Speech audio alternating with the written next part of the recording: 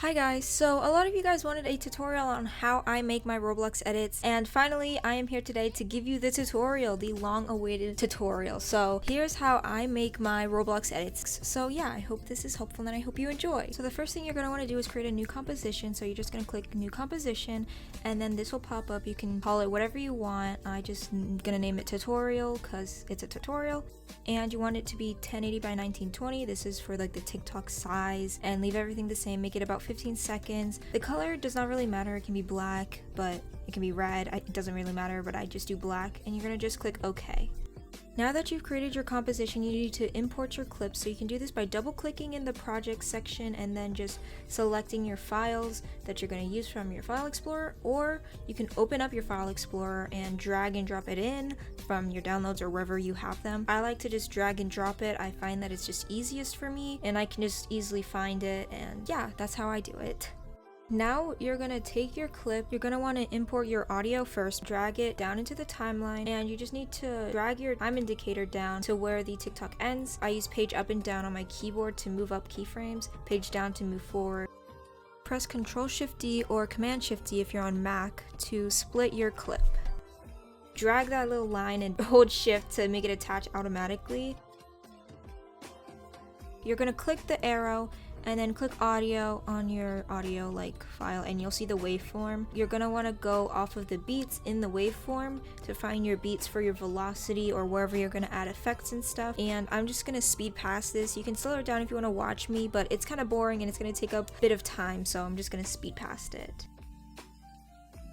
Also, you can see me here using the video as like a reference for the beats. I usually do that when it's not very easy to tell in the waveform. You can do that too. You can just use a video. If you download it off of TikTok, you can just use the video and go off of where they have their beats, but sometimes it can be a little hard, so I definitely try to use the waveform when I can, and yeah.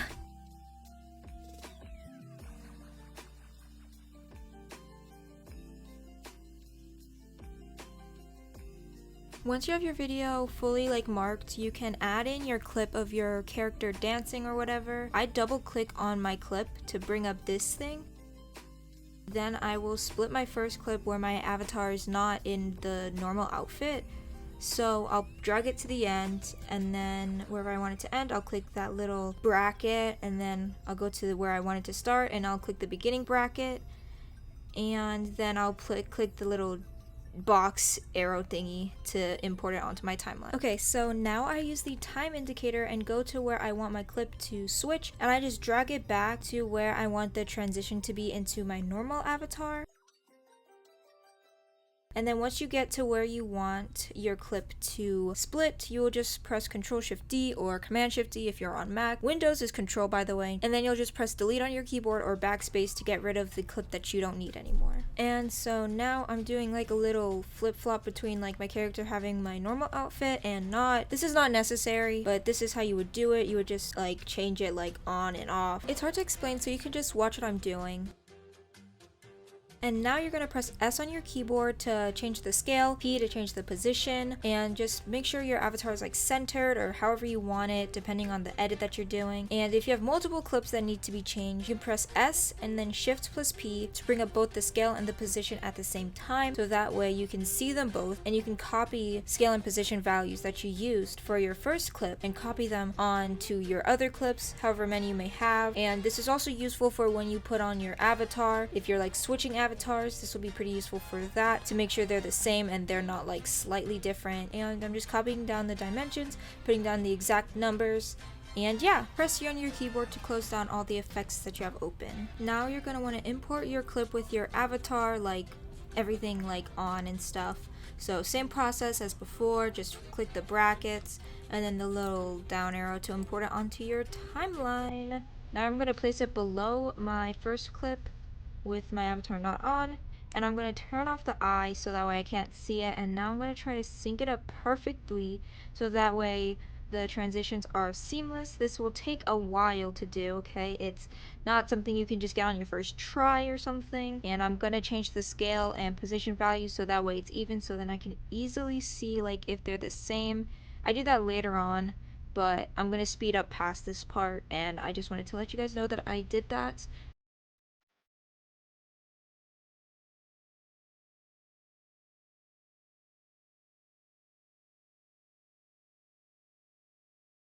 So here I'm just like turning it on and off to make sure it's like perfectly synced. It's the same exact frame and it's pretty close. I don't think I could get it any better.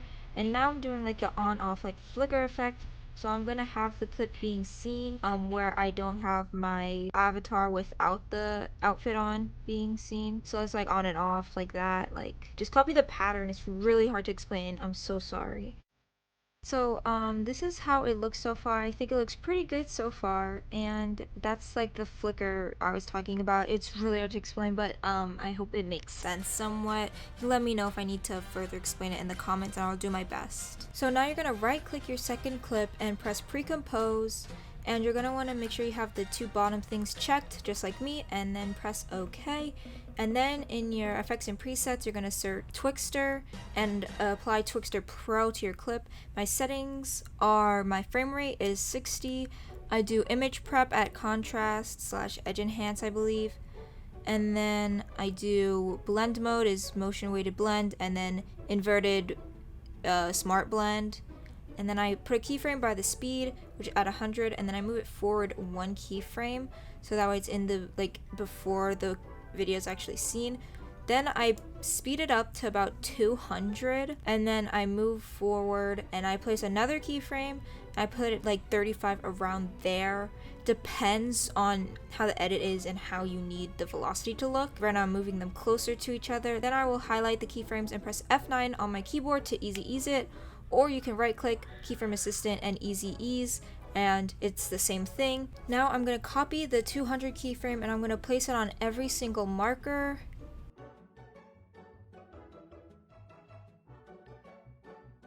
And then I'm also going to take the 35 and copy it and put it a few frames before the 200 and a few frames after the 200 keyframe, and that'll give it the nice smooth velocity effect.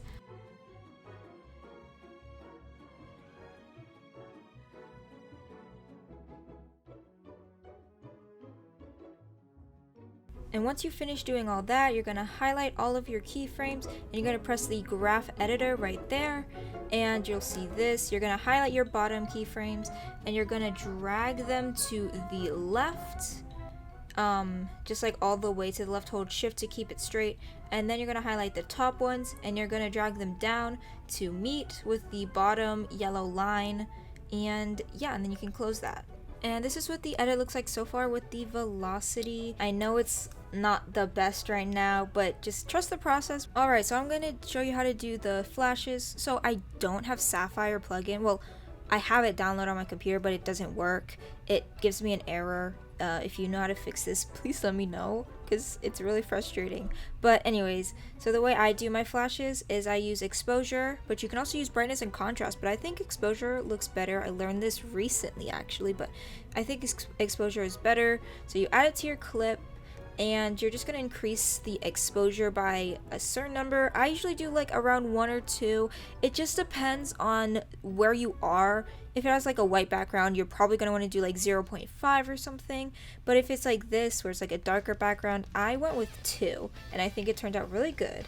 So then the same process as the velocity, copy the keyframe with the 2, copy the 2 keyframe and paste it onto each marker. And then you're going to go and change, add a keyframe at 0, and you're going to place that towards the end and at the beginning, just like again the velocity. I'm going to speed past this stuff and again slow it down if needed. And yeah.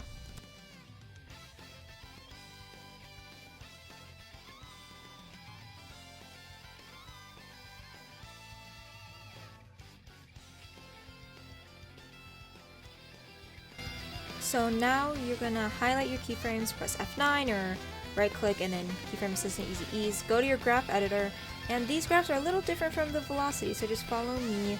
You're gonna highlight the bottom ones and you're gonna move them to the right this time. You're gonna move them to the right, I don't know why I moved it to the left. And then the top ones, you're going to highlight them all and drag it down just slightly, not too far down, just like that.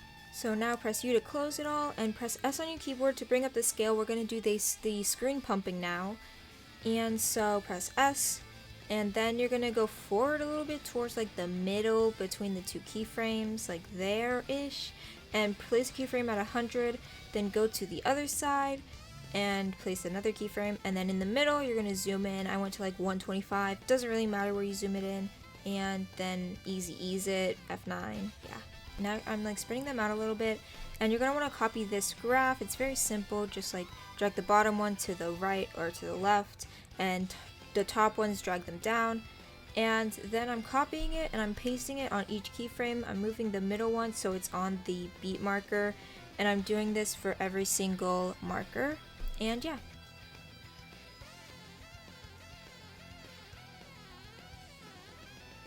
Here I'm just moving some of the keyframes to be a little bit closer to each other, and so that way it'll be a little smoother. And yeah.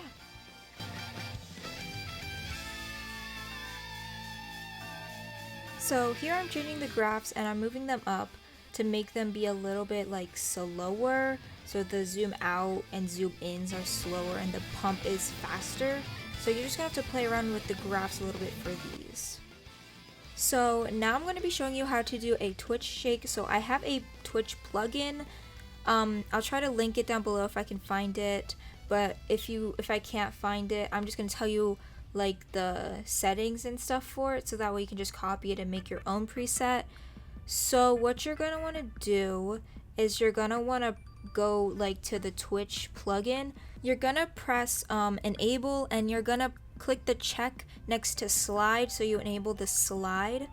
And then once you enable that, you're going to click operator controls, and you're going to place a keyframe by literally everything, and like from there on you can just copy what I have on my screen. And so I have a weird technique for my Twitch. So if it's at 30, I move forward exactly 11 keyframes and put the 0 at the 11th keyframe, like I'm doing here.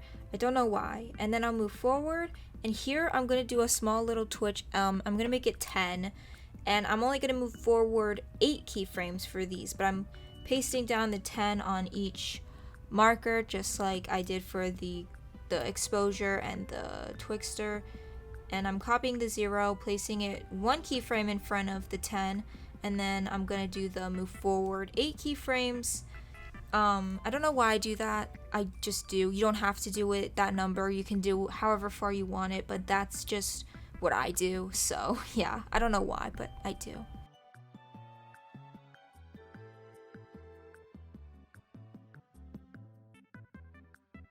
So now I'm going to show you how to do a ghost zoom. So I have a preset. I got it from B3 Lay. I don't know how you say your name. I'm so sorry. But I got it from her video. I'm going to duplicate it by pressing Control D.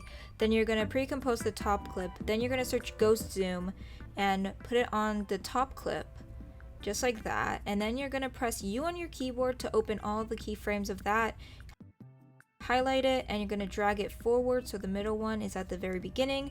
Double click the second opacity, and you're going to change it to 65, and then you can elongate it. I'm trimming the pre-composed down, and then you can elongate it to be as long as you would like it to be. So now I'm going to show you how to do this cool like color change thing. So you're going to right click and you're going to press new, and then create a solid layer. You can make it whatever color you want. I'm going to make it red just so you can really see the difference. And you're going to make sure it's above your pre-composed clip, and you're going to shorten it to however long you want it to be. I'm just making it that long, and you're going to right click it, press blend mode, and go down to hue, and bam, it looks like that. And I think it looks pretty cool. Now I'm going to show you how to do a turbulent effect, which I really love doing this. So you're going to search in your effects and presets turbulent displace, and you're going to drag that onto your clip, and then you're going to change the amount. You're going to change it to 60, and you're going to make the size 25. Now you're going to drag your time indicator to where you want the effect to go away, and you're going to change the amount to 0 and the size to 125. I find that these work best. Then you're going to copy those settings, and you're going to bring them to the beginning before the first keyframe, so that way you don't have the turbulent going on for your whole clip. Now I will show you how to do the effect where it's like only your skin is not colorized, or like maybe only your skin is colored. First, you're going to create an adjustment layer. You can right click new adjustment layer, or you can press Ctrl Alt Y, drag it above the clip, and split it down or trim it down to wherever you want it to be. Then in effects and presets, you're just going to search for red color. I think it's like colorized red tint. That's what you're just gonna want to search and drag it onto the adjustment layer. It looks like that. So you can press the little color thing at the top and you can change it to like blue or purple or whatever.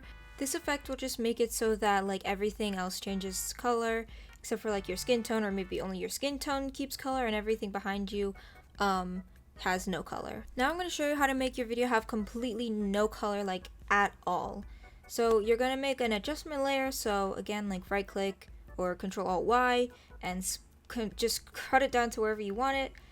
And so you're going to search for the hue/saturation effect in the effects and presets, drag it onto the clip, and it's very simple. Just take the saturation and turn it all the way down and you're done. And I'm going to show you how to do the hue shift effect. So you're going to create another adjustment layer, drag it above the clip, whatever, yada yada yada, and you're going to go to effects and presets and you're going to search for the hue/saturation again, put a keyframe by the channel range, and then at the end you're gonna take the hue and you're gonna just spin that around and it's gonna end like there. And then that keyframe, you can change it however you want. And yeah, okay, so this is what all the effects and stuff look like all together. I end up changing it later, but this is just what they would all look like. So here I'm just adding some effects and changing some things around. I'm not including anything new that I haven't already shown you guys, so like don't worry about that. But I'm just like changing some things up, making it look better, and yeah. Feel free to skip this part. I'll put a timestamp for when I'm finished with this.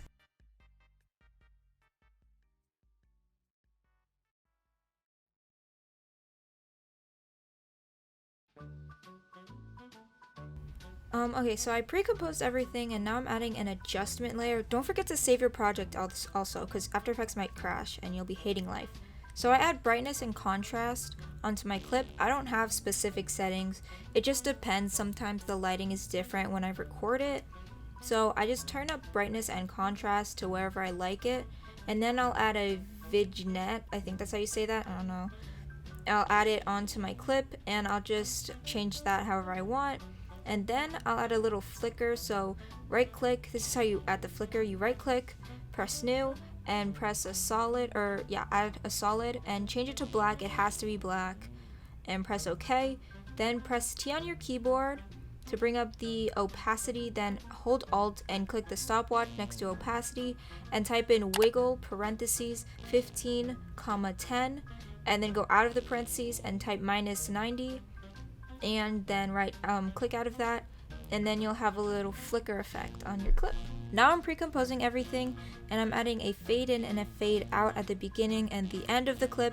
It's as simple as clicking T on your keyboard, bringing up the opacity and doing a 0 at the beginning and end, and then sometime in the middle putting 100, just wherever you want it. And yeah. Now when I'm rendering it, I press File, and then I press Add to Render Queue, and I press caps lock on my keyboard because that makes it render faster. And these are my settings, and you can just copy them if you want to. I don't think they change at all. I do .avi because that I find is just the best for me, and I suggest you do .avi. And then I use Handbrake to convert it to MP4. And then change where you want to save it wherever you want. I have a whole folder, and then press render. And now I will be showing you the finished product of the edit.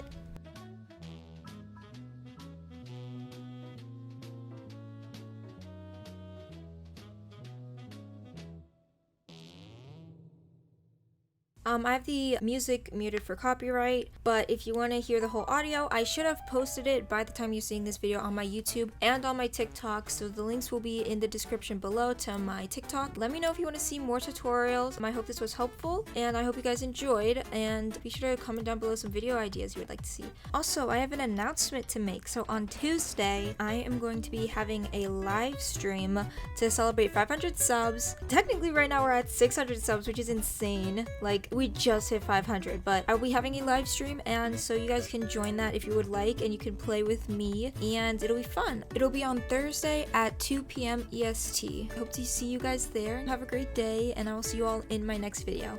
Bye!